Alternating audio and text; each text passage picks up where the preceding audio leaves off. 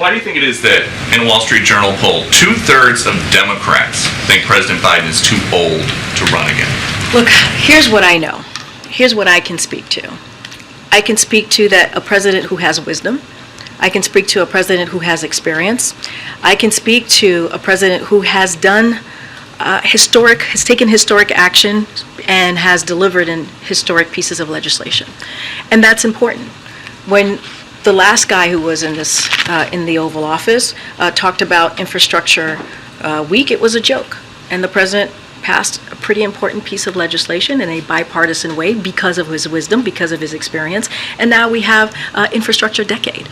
And it doesn't stop there. It starts, last week we talked about how the president beat Big Pharma, something that elected officials and politicians have been trying to do for 33 years, and he's been able to do that. And we introduced the first tranche, the first 10 drugs that Medicare can now negotiate on, right? And it's going to save money for our seniors, for Americans across the country. The gentleman that introduced the president, Stephen, who's 71 years old, paying $16,000 a month.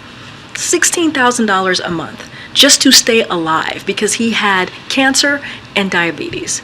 And he cannot retire because he has to pay $16,000 a month. And because of the work that this president has done, he doesn't have to do that anymore.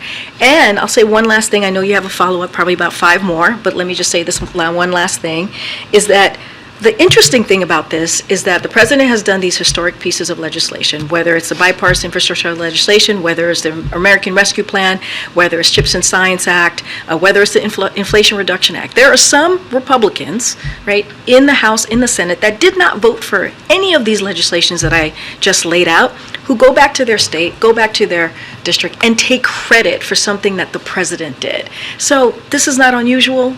They did this in 2019, they did this in 2020, and they did this in 2022, and the president continues to prevail.